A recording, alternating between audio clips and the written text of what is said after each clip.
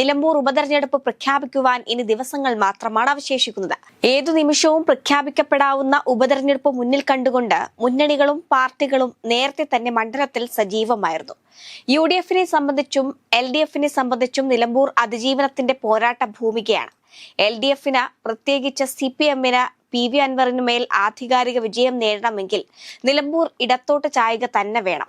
2026-ലെ പൊതു തിരഞ്ഞെടുപ്പിൽ ഇടതുഭരണത്തിന് അന്ത്യം കുറിക്കുവാൻ UDF-നും നിലമ്പൂരിലെ വിജയം അത്രമേൽ അനിവാര്യമാണ്. ഇടതുപക്ഷം ഇതുവരെയും സ്ഥാനാർത്ഥിയെ മനസ്സിൽ പോലും കണ്ടിട്ടില്ലെങ്കിലും UDF-ൽ കാര്യങ്ങൾ അങ്ങനെയല്ല. രണ്ടു പേരിലേക്ക് ഏറെക്കുറെ UDF എത്തിയിട്ടുണ്ട്. KPCC ജനറൽ സെക്രട്ടറിയും നിലമ്പൂരിലെ തന്നെ മുൻ സ്ഥാനാർത്ഥിയുമായ ആര്യാടൻ ഷൗക്കത്താണ് ഒരാൾ. രണ്ടാമത്തെയാൾ DCC പ്രസിഡന്റ് VS ജോയി. ഇവരിൽ ആരാകണം സ്ഥാനാർത്ഥി എന്നതിലാണ് ഇപ്പോൾ ആശങ്കകൾ നിലനിൽക്കുന്നത്. ഇതിനിടയിൽ PV അൻവർ സൃഷ്ടിക്കുന്ന വിവാദങ്ങളും UDF-ന് തലവേദനയാകുന്നുണ്ട്. LDF-ഉമായുള്ള ബന്ധം ഉപേക്ഷിച്ചതു മുതൽ PV അൻവർ UDF പ്രവേശനത്തിനായി 18 അണവും പയറ്റി വരികയാണ്.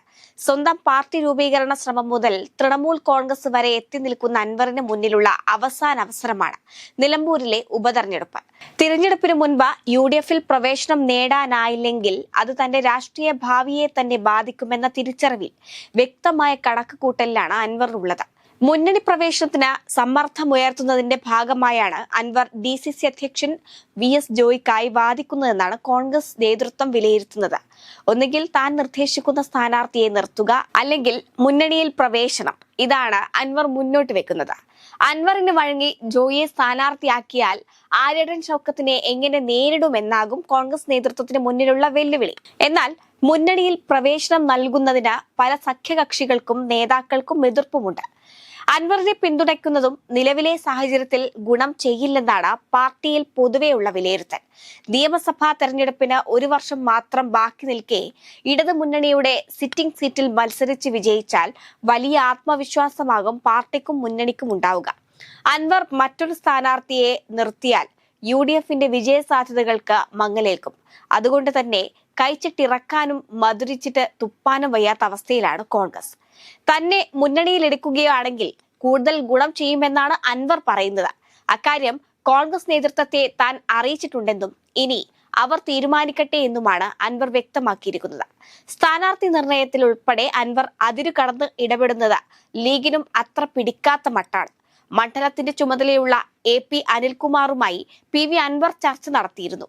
കൂടിക്കാഴ്ചയിൽ VS ജോയിയെ സ്ഥാനാർത്ഥിയാക്കണമെന്ന നിലപാട് അൻവർ മുന്നോട്ട് വെക്കാനായിരുന്നു കൂടിക്കാഴ്ച.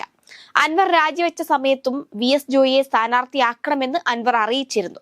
സ്ഥാനാർത്ഥി ജോയി ആയാൽ വൻ ഭൂരിപക്ഷത്തിൽ വിജയിപ്പിച്ചെടുക്കാമെന്നായിരുന്നു അന്ന് അൻവറിന്റെ പ്രഖ്യാപനം. സ്ഥാനാർത്ഥികളാവാൻ തയ്യാറെടുത്ത VS ജോയിയും ആര്യാടൻ ഷൗക്കത്തും മണ്ഡലത്തിൽ സജീവ പ്രവർത്തനങ്ങൾ നടത്തുന്നതിനിടെയാണ് ജോയിക്ക് വേണ്ടി അൻവർ പാർട്ടി നേതാക്കൾക്ക് മുന്നിലെത്തുന്നത്. തിരഞ്ഞെടുപ്പ് പ്രഖ്യാപിച്ചാൽ ഉടൻ സ്ഥാനാർത്ഥിയെ നിർത്താമെന്ന കോൺഗ്രസിന്റെ പ്രതീക്ഷയ്ക്ക് മങ്ങലേൽപ്പിക്കുന്നതാണ് നിലവിൽ സ്ഥാനാർത്ഥിയാവാൻ ആര്യാടൻ ഷൗക്കത്തും VS ജോയിയും തമ്മിലുള്ള തർക്കം. പാർട്ടി നേതൃത്വം ഇരുവരുമായും അനുനയ ചർച്ചകൾ നടത്തുന്നതിനിടെയാണ് അൻവർ നിലപാട് നേതാക്കളെ അറിയിക്കുന്നത്. എന്നാൽ അൻവറിനെ പരിപൂർണമായും UDF നേതൃത്വം വിശ്വസിക്കുകയും ചെയ്യുന്നില്ല.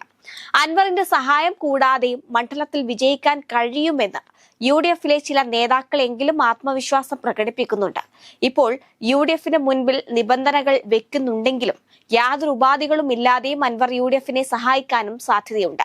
അതേസമയം ഈ തിരഞ്ഞെടുപ്പിൽ വൻ വിജയം മണ്ഡലത്തിൽ നേടുമെന്നും അതിന് ഉതകുന്ന രീതിയിൽ എല്ലാ കാര്യങ്ങളും പരിശോധിച്ച ശേഷം സ്ഥാനാർത്ഥിയെ തീരുമാനിക്കാമെന്നുമാണ് സ്ഥാനാർത്ഥി തർക്കത്തിൽ കോൺഗ്രസ് നേതാക്കളുടെ പ്രതികരണം.